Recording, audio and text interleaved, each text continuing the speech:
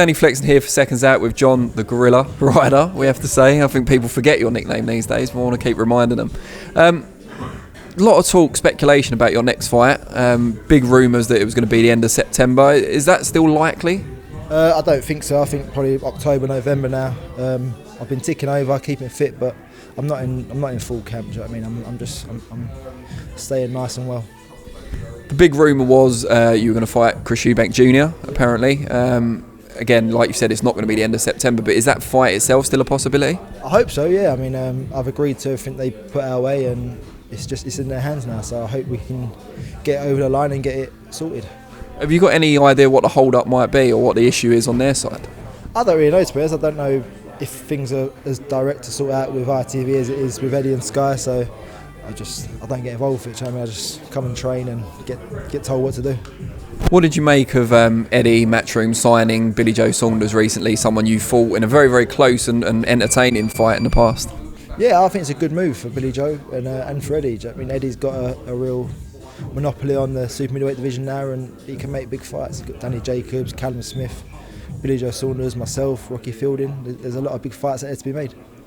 You don't worry at all that there's another person kind of in your way now in terms of getting to a Callum Smith or a Eubank Jr.? No, not really. We're all in different routes. I mean, Billy Joe's still shown his desire that he'll fight anyone, be it middleweight or super middleweight. So he might not be at super middleweight for too long. You never know. If you could have any fight you wanted right now, would it be Eubank? Would it be Saunders? Would it be Canelo? Who would it be for you? I would love the Canelo fight. I mean, he's an absolute superstar of the sport. Just say you've been in there with him would be great. But saying that, I feel like I'm in the form of my life, so I'm in any fight to win it now. So, yeah, anyone.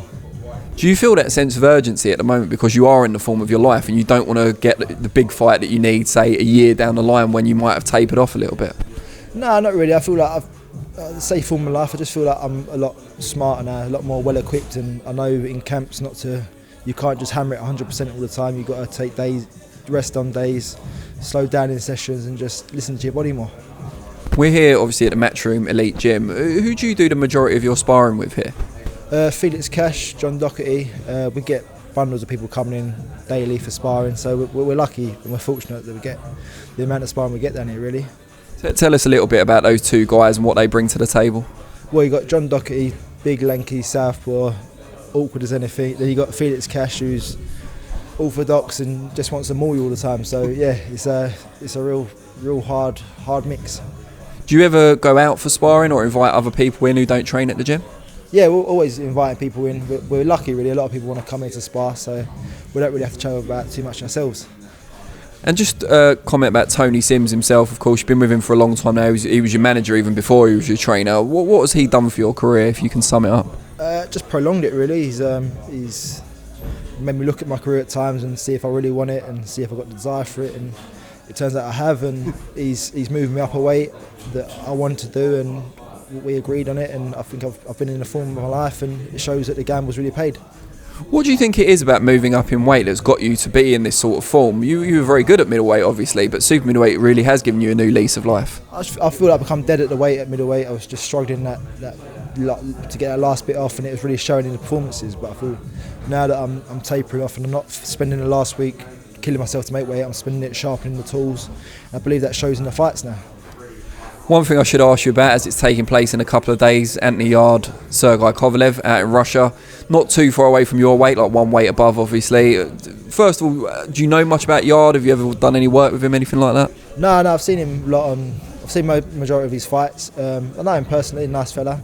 Do you know what? He's great position financially. He's going to be rewarded. Great fight for himself. And it's a win-win, really. Do you know what I mean? It's a tough ask out to Russia. You're not going to get any favours on the scorecards. But, I mean, who knows what Kovalev's got left. I believe Yarde could cause an upset. Wow, so you're tipping Yarde? Yeah, I believe he's in good form. He's confident, and we've not seen the best of Alvarez for a while, have we?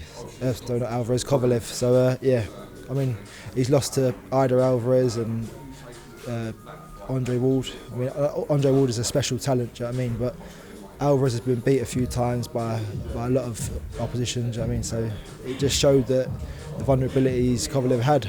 But it's saying that he can't bet to beat him, so who knows?